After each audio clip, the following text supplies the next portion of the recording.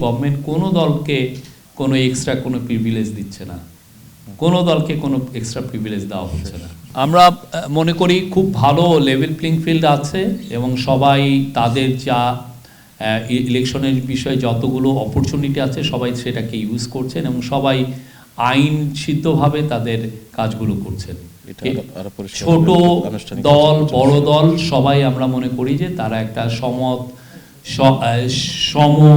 মানে level plane field তারা পাচ্ছেন এবং সেই অনুযায়ী তারা তাদের কাজগুলো করছেন। আর 22 তারিখে আপনারা জানেন ফর্মালি ক্যাম্পেইন লঞ্চ হচ্ছে এবং সেই সময় আপনারা দেখবেন যে সবার জন্য এই লেভেল প্লেইং ফিল্ড সমান।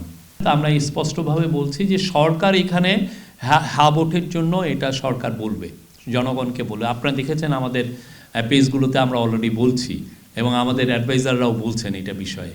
তো এটা বলার মূল কারণ হচ্ছে যে এইটা হচ্ছে এই গভর্নমেন্ট হচ্ছে রিফর্মের গভর্নমেন্ট।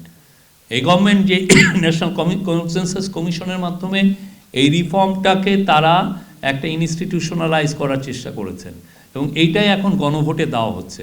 তো আমরা জনগণকে বলছি যে আপনারা যদি আর অপশাসন না চান, আপনারা যদি আরও স্বৈরাচারকে আর রিটার্ন না চান, অবশ্যই তাহলে আপনারা হা ভোট দিবেন। এখন জনগণ ডিসাইড করবেন, বাট আমাদের যা দায়িত্ব সেটা আমরা করছি, এটা এই গভর্নমেন্ট করছে। আইন শৃঙ্খলা পরিস্থিতি এখন ভালোভাবে নিয়ন্ত্রণে আছে। হ্যাঁ, আমরা দুই একটা law and order situation deteriorate হয় এরকম দু একটা ঘটনা আমরা দেখেছি, বাট আমরা মনে করছি বা ইলেকশন কমিশনও মনে করছে যে আইন শৃঙ্খলা পরিস্থিতি এখন যথেষ্ট ভালো আছে। এবং আপনারা দেখেছেন যে আইন শৃঙ্খলা বাহিনী যারা ল অ্যান্ড অর্ডার নিয়ন্ত্রণ করেন তাদের কনফিডেন্সটা অনেক ক্ষেত্রেই চাঙ্গা। বিশেষ করে 3টা বড় ইভেন্ট তারা সুচারুভাবে সম্পন্ন করেছেন ওইটাকে, যেমন ধরেন শরীফ ওসমান বিন হাদির জানাজা, তারপরে তারেক রহমান বিএনপির চেয়ারপারসন তারেক রহমানের দেশে ফিরে আসা, এটা নিয়ে বিশাল একটা র্যালি, এবং পরবর্তীতে বেগম খালেদা জিয়ার জানাজা। এই 3টা ইভেন্টই বাংলাদেশের যুগান্তকারী ইভেন্ট ছিল। প্রচুর মানুষ হয়েছে, রেকর্ড ব্রেকিং মানুষ হয়েছে। তো প্রত্যেকটা অনুষ্ঠানই কিন্তু সুচারুভাবে সম্পন্ন হয়েছে। সেখানে আইন শৃঙ্খলা বাহিনীর আমি বলবো যে তাদের মধ্যে এখন অনেকাংশেই চাঙ্গা ভাব এসছে। আর দু একটা ঘটনা ঘটছে বাংলাদেশে, এরকম দু একটা ঘটনা ঘটে, বাট আমরা প্রত্যেকটা বিষয় ইনভেস্টিগেট করছি। প্রত্যেকটার ক্ষেত্রেই অ্যারেস্ট আছে। আপনি মুসাব্বিরের আপনি জানেন আজিজুর রহমান মুসাব্বির বিএনপির স্বেচ্ছাসেবক দলের কর্মী, উনার মৃত্যুতে 3 জনকে, যারা মেইন শুটার সহ 3 জনকে অ্যারেস্ট করা হয়েছে।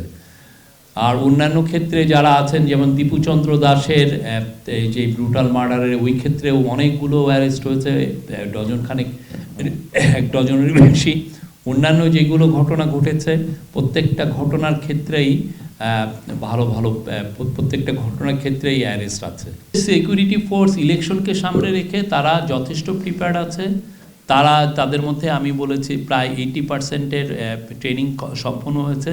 তারা এই সমস্ত যে কী বিষয় হতে পারে, কী সিচুয়েশন অ্যারাইজ করতে পারে সেগুলো নিয়ে তারা কথাবার্তা বলছেন। আর আমরা আশা করছি যে একটা অ্যাপ তৈরি করছে হোম মিনিস্ট্রি, এই অ্যাপটা আমাদেরকে খুব হেল্প করবে। তো আমরা আশা করছি যে ইলেকশনকে সামনে রেখে যেভাবে ট্রেনিং করা হচ্ছে, প্লাস প্রতিটা যেগুলো ভালনারেবল কেন্দ্র সেখানে বডি অন ক্যামেরা থাকবে, সিসিটিভি থাকবে এবং এই যে অ্যাপের মাধ্যমে সবাই সংযুক্ত থাকবে, আমরা খুব দ্রুত এই বিষয়ে ইন্টারভেন করা যাবে এবং খুব দ্রুত র্যাপিড রেসপন্স টিমকে পাঠানো যাবে এইটাকে পুরোকে ট্যাকেল দেওয়ার জন্য।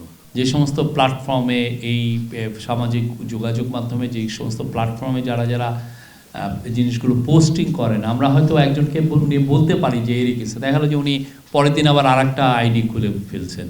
তো এইটাকে রোধের জন্য একটা হচ্ছে যে আমাদের তরফ থেকে চিফ অ্যাডভাইজার পেজের থেকে আমরা অনেকগুলো যারা মিথ্যা নিউজ দেন আমরা সেগুলো ক্ষেত্রে অ্যালার্ট করি, যারা এগুলো মিথ্যা নিউজের ক্যাম্পেইন করেন সে বিষয়েও অ্যালার্ট করি। বাট এটা আমার মনে হয় যে এটা সামাজিকভাবে সবারই এটা রেসপন্সিবিলিটি আছে। নিউজ পেপারগুলো, টিভিগুলো সবাইকে আমরা আহ্বান করব যে এই যে ইলেকশনকে সামনে ঘিরে যেই ধরনের মিথ্যা অপপ্রচার হচ্ছে সেগুলোর জন্য তারা যেন নিজস্ব ফ্যাক্ট চেক ইউনিট খুলে এটাকে তারা কমব্যাট করেন। এটা খুবই ইম্পর্টেন্ট। আর আইসিটি রিভিশন এটা নিয়ে কাজ করছে, আমাদের বিটিআরসি কাজ করছে। আমরা বলবো যে একটা সমন্বিত উদ্যোগ আছে, বাট আপনি জানেন কোটি কোটি লোক, 12 কোটি লোক সম্ভবত এখন ফেসবুক ব্যবহার করেন। টিকটক ব্যবহার করেন 6 কোটি লোক। তো এইখানে দুই একটা যখন ভুল হয় আমরা মানে এমন এমন ইয়ে আছে সেটাকে আমরা ইন্টারভেন করতে করতে দেখা যাচ্ছে যে কয়েক ঘন্টা লেগে যায় অনেক ক্ষেত্রে। তো এই বিষয়গুলো সত্যিকার অর্থে মনিটর করা অনেক ক্ষেত্রে টাফ। আর অনেক ক্ষেত্রে যারা প্ল্যাটফর্ম আছে, যারা টিকটক বলেন, ফেসবুক বলেন, মেটা বলেন, তারাও তাদের কাছ থেকেও আমরা খুব টাইমলি যে কোঅপারেশনটা দরকার সেটা আমরা পাই না।